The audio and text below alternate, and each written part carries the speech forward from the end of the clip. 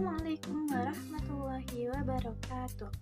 Oke, pada kesempatan kali ini, saya Delia Adinda Novembri dari kelas 6 PGMIA akan menjelaskan materi Akidah Akhlak kelas 1 semester 1 yang bertema Kalimat Thayyibah yang terdiri dari kalimat basmalah dan kalimat hamdalah. Mari kita saksikan.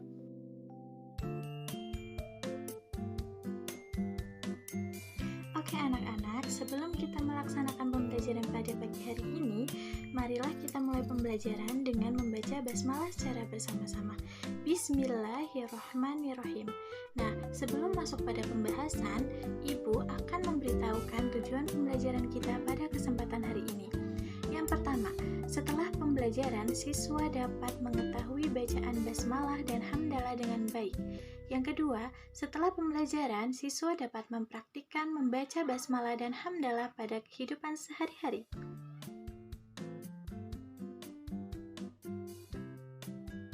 Nah, siapa di sini yang tahu arti dari kalimat thayyibah? Kalimat thayyibah itu berarti perkataan-perkataan yang baik. Dan kalimat thayyibah bila diucapkan akan membawa kebaikan baik bagi diri kita sendiri ataupun bagi orang lain.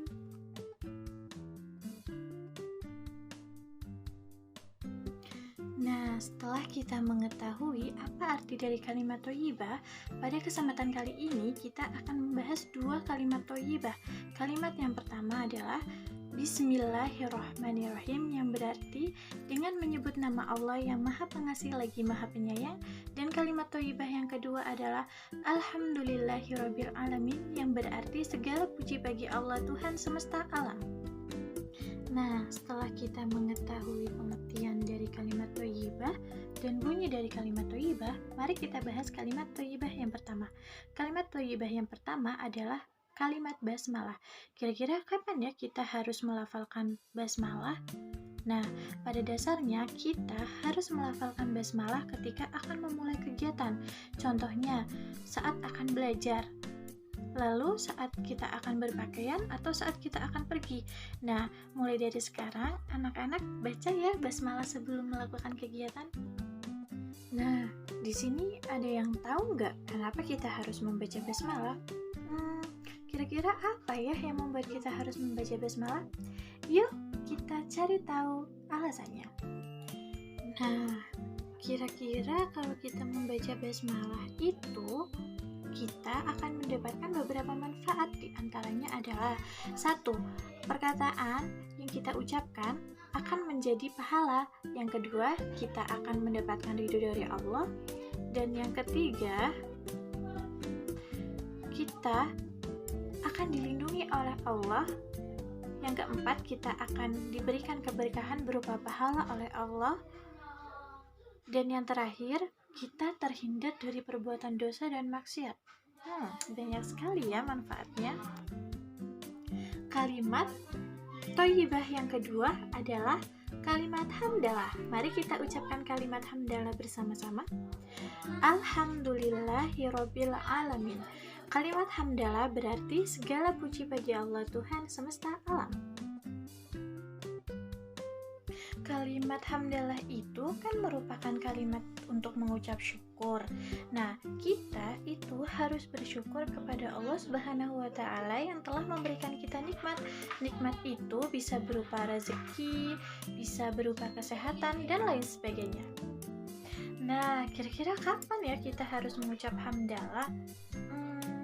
Kita itu mengucap hamdalah ketika kita mendapat kenikmatan, itu yang paling utama.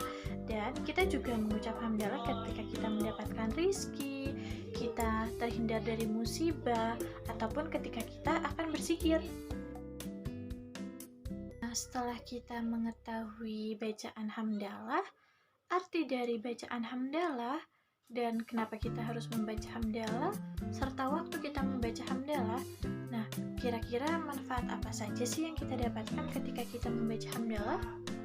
Ketika kita membaca hamdalah, setidaknya kita mendapatkan manfaat berupa kita itu mengakui segala sesuatu adalah kekuasaan Allah. Jadi ketika kita mengucap hamdalah, kita itu ingat bahwa ini semua itu kekuasaan Allah ya. Jika tidak ada Allah, kita tidak bisa apa-apa. Dan manfaat yang kedua itu melatih kita menjadi pribadi yang rendah hati. Dengan mengucap hamdalah, kita terhindar dari sifat sombong dan takabur tentunya. Nah, manfaat yang ketiga itu kita termasuk orang-orang yang bersyukur. Kenapa kita termasuk orang-orang yang bersyukur?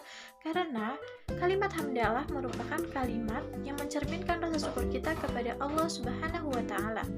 Dan manfaat yang keempat, mendapat imbalan kebaikan berupa pahala dari Allah Subhanahu wa Ta'ala. Jadi, apapun yang kita katakan itu bernilai pahala jika perkataan itu baik. Hai teman-teman, akhirnya kita tiba ya di ujung pembelajaran. Nah, terima kasih nih pada teman-teman yang sudah menonton sampai selesai video ini.